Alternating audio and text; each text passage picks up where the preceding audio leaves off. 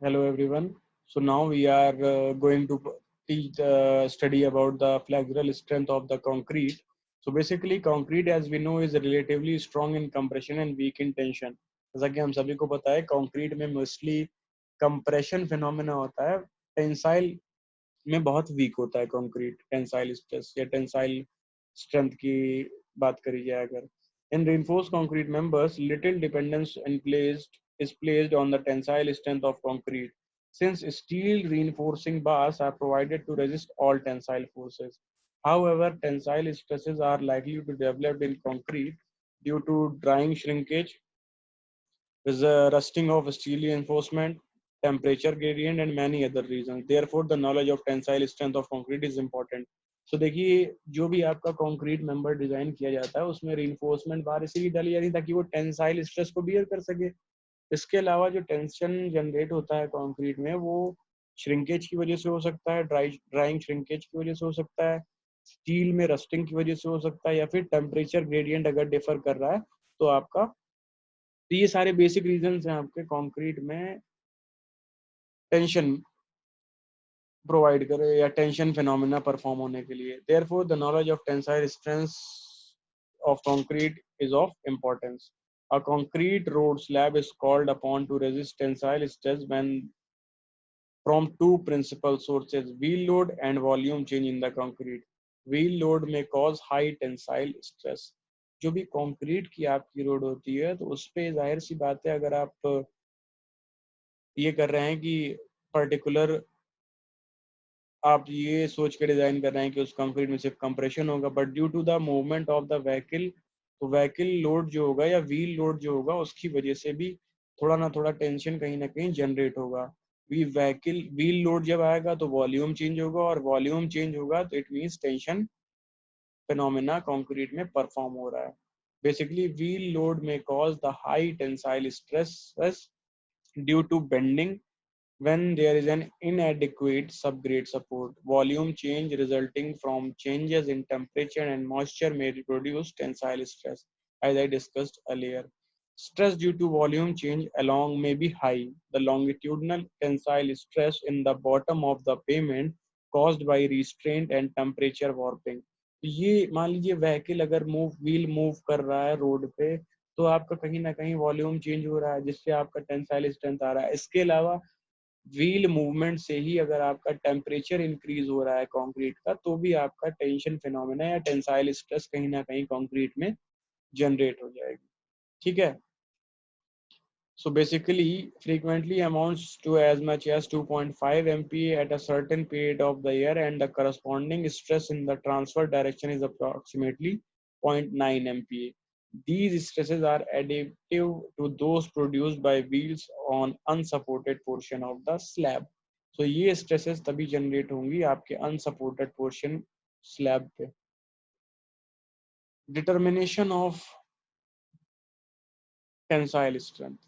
Direct measurement of tensile strength of concrete is difficult क्योंकि specimen को आप concrete को आप खींच के तो चेक नहीं कर सकते कि टेंसाइल लोड कितना वो बियर कर सकती है. ठीक है. So basically this is the figure is all about the beam depth and width and modulus of rupture. ये आपका सेंटर पॉइंट लोडिंग हो गया, ये आपका थर्ड पॉइंट लोडिंग हो गया. So if we are talking about this figure, अगर ये 38 mm की डायमीटर की रोलर है, ये 60 और 40 सेंटीमीटर हो सकता है. उस पर अगर कुछ ऐसा असेंबली लगी हुई है और फर्दर उसके ऊपर एक और असेंबली लगी हुई है तो आप का क्या फिनोमेना आएगा. सो बेसिकली जो टेंसाइल स्ट्रेस है आपकी कंक्रीट की ये डिपेंड करती है फ्लेक्सुरल स्ट्रेंथ पे, प्रॉपर्टी ऑफ कंक्रीट पे. The value of modulus of rupture depends on the dimension of the beam and manner of loading. मतलब कि जो आपका रप्चर का जो मॉडुलस है वो डिपेंड करेगा डायमेंशन कैसी है आपके पर्टिकुलर बीम की या कंक्रीट बीम की और लोडिंग मैनर उस पर किस या लोडिंग किस तरीके की आ रही है. सिस्टम ऑफ लोडिंग, ये फ्लेक्सुरल टेस्टिंग कंक्रीट की 2 पॉइंट लोड है. ये आपका बीम यहाँ पे सिचुएट किया जाएगा और ये 2 पॉइंट लोड अगर आप इस पे लगाएंगे और जहाँ पे ब्रेकडाउन होता है उसके बाद एक फॉर्मूले पे वैल्यू रख के आप डायरेक्टली इसकी वैल्यू कैलकुलेट कर सकते हैं। ओके,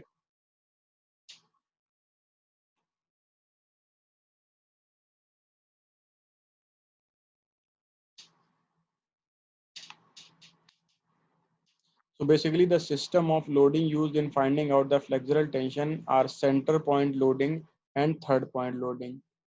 सेंटर पॉइंट लोडिंग हो गई या थर्ड पॉइंट लोडिंग हो गई, ठीक है। In the centre point loading maximum fibre stress will come below the point of loading where the bending moment is maximum. In case of symmetrical two-point loading, the critical crack may appear at any section, not strong enough to resist the stress within the middle third, where the bending moment is maximum. So basically, basic फंडा इस test का ये है कि अगर आप ये overall beam है, इसको अगर आप ऊपर से लोड लगा रहे हो, पॉइंट 2 पॉइंट या 3 पॉइंट लोड है, तो कितना ये बेंडिंग होगी उसी के रिगार्डिंग ये जो आपको रीडिंग देगी मशीन, इस बेंडिंग के रिगार्डिंग देगी, ठीक है, इस बीम के। सो यहाँ पे ये आपको फिगर बेसिकली फ्लेक्सुरल टेस्टिंग के कुछ फिगर्स दिए गए हैं। ये आपका 3 पॉइंट लोड है, ये आपका सेंटर पॉइंट लोडिंग है। अगर 3 पॉइंट लोडिंग की बात करेंगे आप, तो ये कह सकते हैं ये आपने बीम यहाँ पे रखा, ये इस कुछ इस तरह की असेंबली है और फर्दर इसके पे इस डायरेक्शन में आप लोड प्रोवाइड करेंगे। इसमें स्पैन जो होगा आपका वो overall length of the beam is divided into 3 portion and here length is divided into 2 portion. The standard size of the beam is 15 by 15 into 70 centimeter. Alternatively, if the largest nominal size of the aggregate doesn't exceed 20 mm, मतलब 20 mm से ज़्यादा इसमें coarse aggregate का size नहीं move करना चाहिए। 10 by 10 by 50 का भी यूज कर सकते हैं अगर जरूरत पड़ी तो। The mold should be of metal, preferably steel or cast iron, and the metal should be in sufficient thickness to prevent spreading or warping, ठीक है। The tamping bar should be a steel bar weighing of 2 kg, 40 centimeter long, and should have the ramming face of 25 mm square।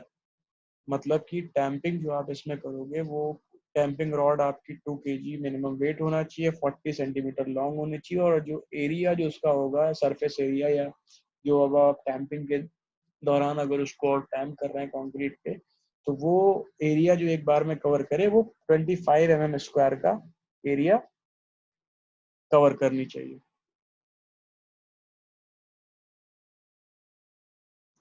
These are the basic parameters of the test before testing कि specimen जो हमारा होना चाहिए उसके regarding उस पे कहाँ पे कितनी आप एडिशन में या प्लस माइनस कितनी डायमेंशन आप किधर से क्या कर सकते हैं। ओके, प्रोसीजर आपका ये है कि test specimen are stored in water at temperature of 24 to 30 degree as same as the compression test for 48 hours before testing.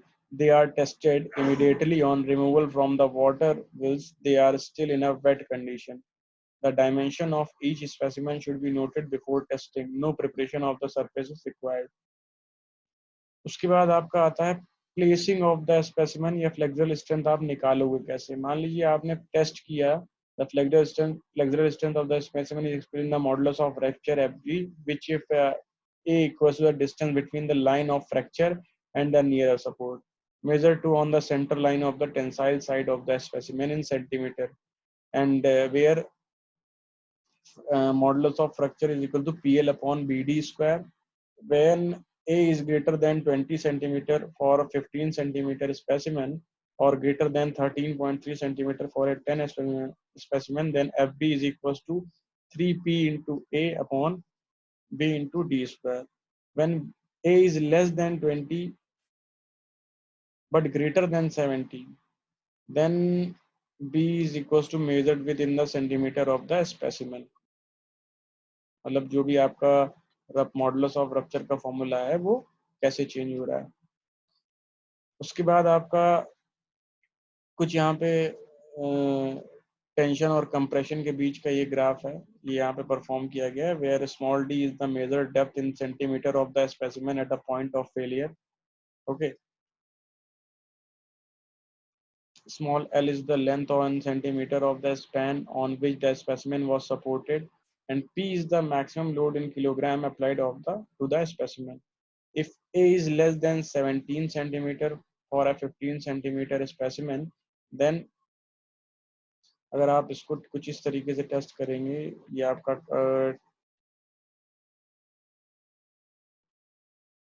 the result to be test discarded. As mentioned earlier, it is difficult to measure the tensile strength of concrete directly.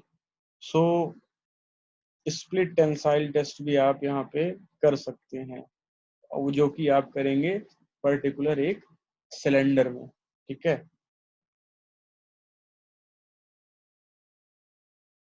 Now the indirect tension test method, cylindrical splitting tension test या split tensile test जिसको बोलते हैं. This test is carried out by placing a cylindrical specimen horizontally between the loading surface of a compression testing machine and the load is applied until failure of the cylinder. जैसा कि आपको इस figure में दिखाया गया है कि ये एक सिलेंडर है, आपने सिलेंडर पोर्शन है उसको आपने हॉरिजॉन्टली रख दिया है और उसके बाद इस पे फर्दर ऊपर से लोड आप प्रोवाइड करें जब तक ये ब्रेक डाउन नहीं हो रहा है, जब तक ये फेल नहीं कर रहा है. Okay. When the load is applied along the generatrix, an element of vertical diameter of the cylinder is subjected to the vertical compressive stress 2p upon pi ld in bracket d square upon r capital D minus r minus 1 for a horizontal stress of 2p upon pi ld. P is the compressive force, L is the length of the cylinder and D is the diameter, and R and D minus R are the distance of the element from the two loads respectively. So basically, the loading condition produce a high compressive strength immediately below the two generators of which the load is applied, but the larger portion of corresponding to depth is subjected to a uniform tensile stress acting horizontally.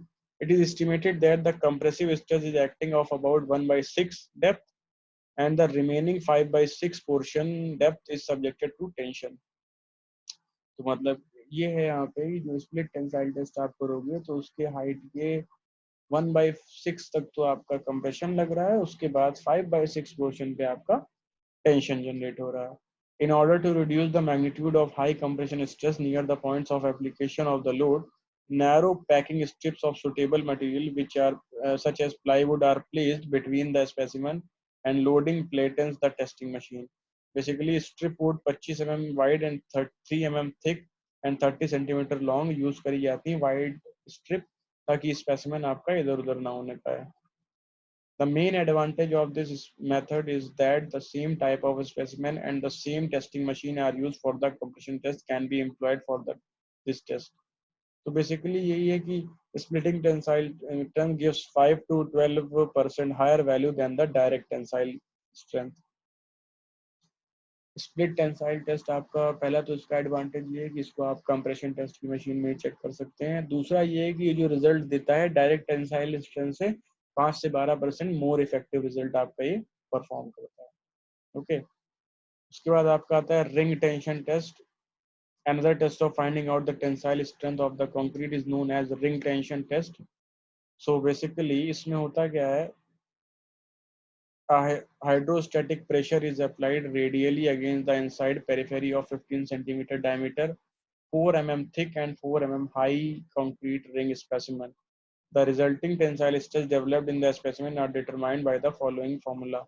Ft is equals to Pi minus Ri square upon R naught square minus Ri square in bracket 1 minus r naught square upon r square, where ft is the tensile strength, pi is the applied hydrostatic pressure, ri is the internal radius, ro is the outer radius, and small r is the radius of point of failure.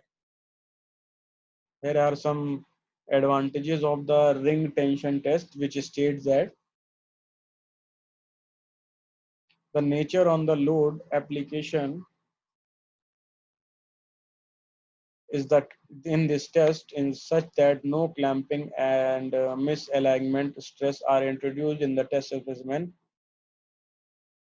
मतलब कि आप अगर clamping के through hydrostatic pressure के through अगर आप tensile strength check कर रहे हैं तो आप कहीं पे आपका ऐसा फिनोमेना है ही नहीं कि आपको ओवरऑल स्पेसिमेन को अलाइन करके कहीं पे रखना है, तो ये मिस अलाइनमेंट का जो फ्लॉ है वो आप इससे रिमूव हो जाता है.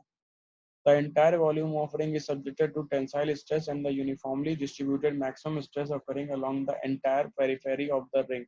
This is never achieved in the flexural test and even in the cylinder split test. तो ये भी एक तरीके का एक एडवांटेज हो गया आपके ring tension test का. The magnitude of the radial compressive strength is quite small when compared with the tangential stress. This is a definite advantage over the splitting tension test, in which the minimum compressive stress occurring at a center line of the splitting plane is about 3 times the corresponding tensile stress. So this is the main advantages of the ring tension test. Now we are talking about the limitations of the ring tension test. So basically the main drawback of this test are the derivation of the equation used for the stress analysis is based upon Hooke's law of linear stress strain proportionality. The ring tensile strength obtained appear to be somewhat higher than the true tensile strength of concrete. The magnitude of the exact difference has yet to be firmly established. मतलब ये है कि ये basically आपका work करता है Hooke's law of proportionality पे, stress strain proportionality पे. तो जो डिफरेंस होगा आपका हायर रहेगा, मतलब जो इसकी वैल्यू रहेगी स्ट्रेंथ की वो हायर देगी जो कि ट्रू टेंसाइल स्ट्रेंथ से. ठीक है. The magnitude of the exact difference has yet to be firmly established. Okay, so this is the basic. These are the basic test of the tensile or check the tensile strength of the particular structural member. Now moving forward towards our next topic, which is all about the test core. So basically the test specimen cubes or cylinder is made from the representative sample of concrete used for a particular member, the strength of which we are interested. As the member cannot be in fact tested, we test the parallel concrete by making cubes or cylinder. It is to be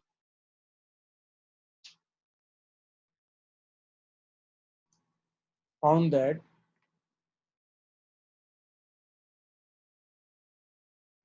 understood that the strength of the cube specimen cannot be same as that of the member because of the difference with respect of the degree of compaction, curing standard, uniformity of concrete, evaporation, loss of mixing water, etc.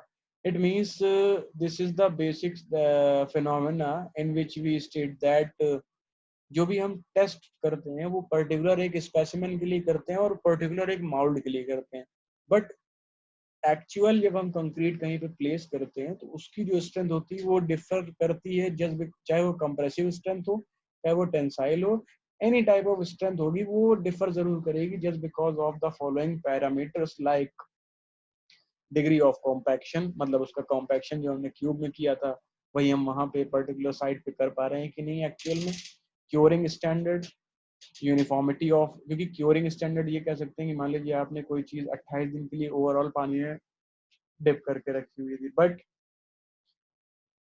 जब आपका जो final जहाँ पे आपका site पे concrete जब आप place करोगे तो जरूरी नहीं कि वो 28 डेज लगातार पानी में भीगा ही रहे या क्योर होता रहे. Uniformity of concrete, evaporation, loss of mixing water. At best, the result of cube or cylinder can give only a rough estimate of the real strength of the member. So it is clear that जो हमारा specimen होगा cube या beam या cylinder वो हमें एक test result जो देगा वो एक टेंटेटिव रिजल्ट या फिर एक रफ एस्टिमेट देगा with respect to the strength of a member at site.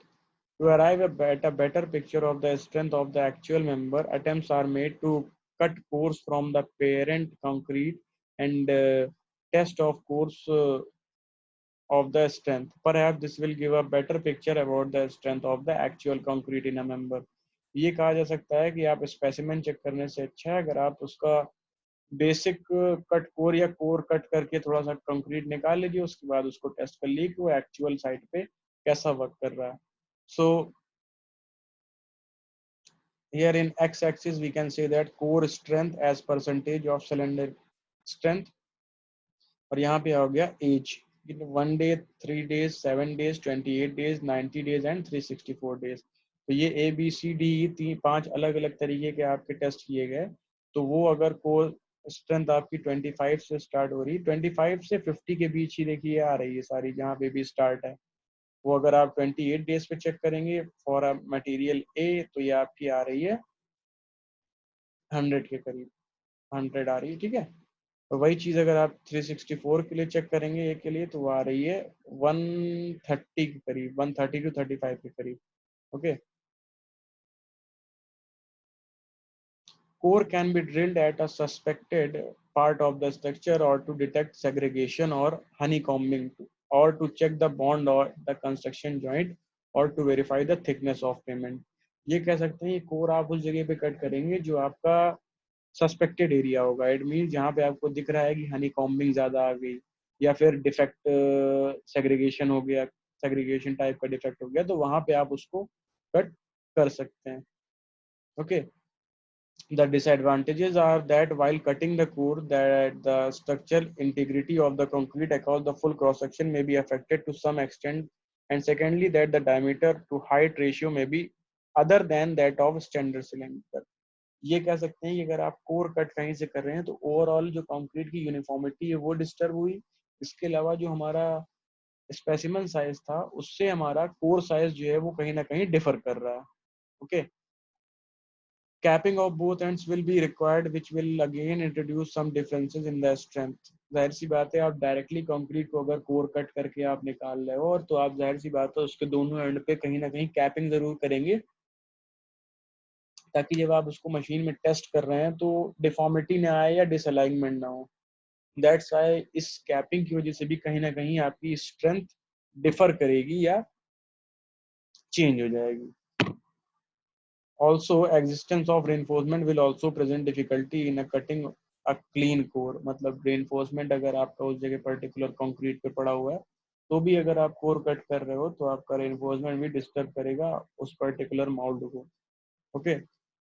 Basically, the course cut to determine the strength of concrete of the actual structure may also indicate segregation and honeycombing of concrete. In some cases, the beam specimen are also shown from the road and airfield slabs for finding flexural strength. In practice, it is seen that the strength of the core is found to be less than that the strength of standard cylinders. Apart from the other reason, it is mainly because side curing is invariably inferior to cutting under standard moist condition.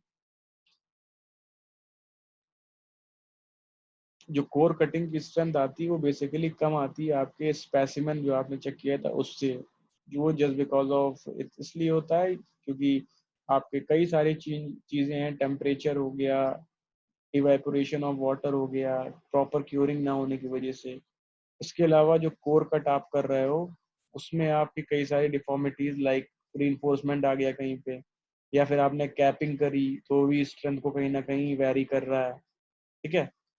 Now here is a table performed strength of cylinder and course of 7 days and 28 days, 56 days, 180 days, 365 days।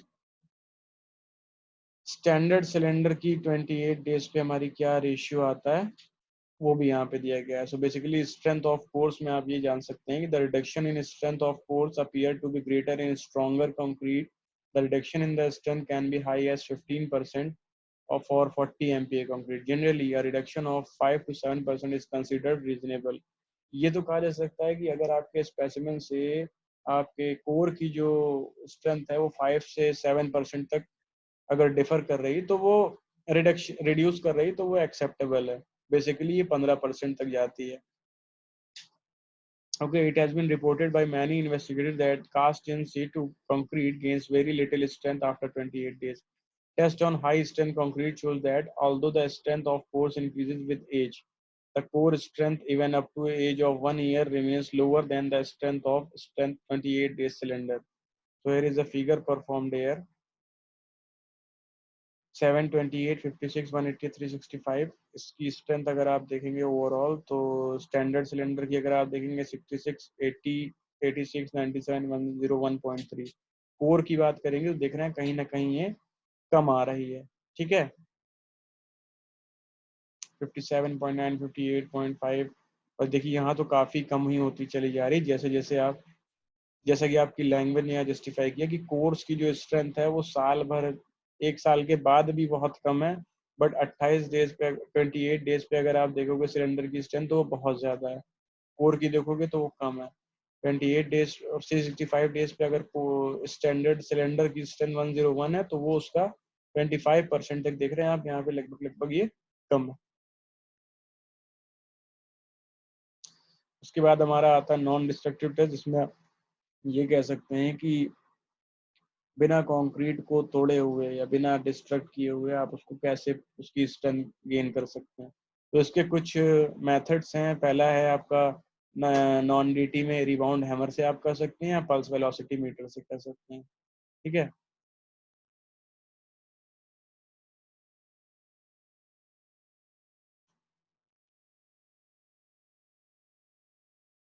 So basically what we will see that there are two main tests which are performed for the non-destructive testing of the concrete or to find the strength of concrete without demolition. Okay.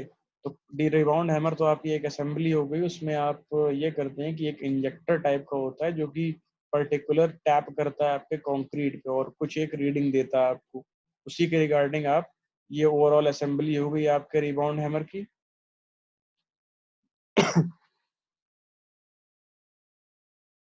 कुछ इस तरीके से इसको check करते हैं। ये cube है, cube के ऊपर आपने लगा दिया, ये थोड़ा सा इसको पंच करेगा। पंच करने के बाद रिबाउंड नंबर एक आ जाएगा।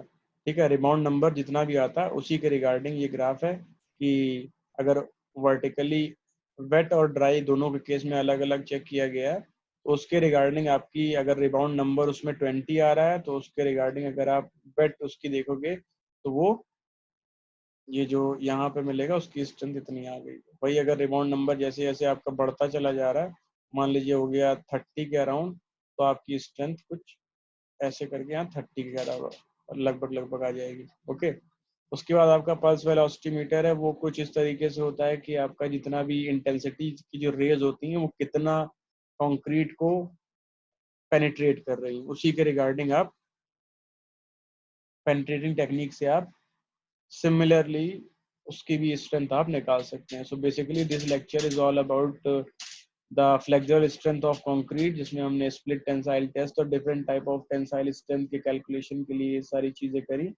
उसके बाद हमारी कंक्रीट के जो नॉन डिस्ट्रक्टिव टेस्ट है उनका भी हमने बेसिक ओवरव्यू जान लिया कि ये क्या होते हैं। So for this lecture I think that is enough. We will study the shrinkage and creep phenomena in our next lecture. Thank you so much.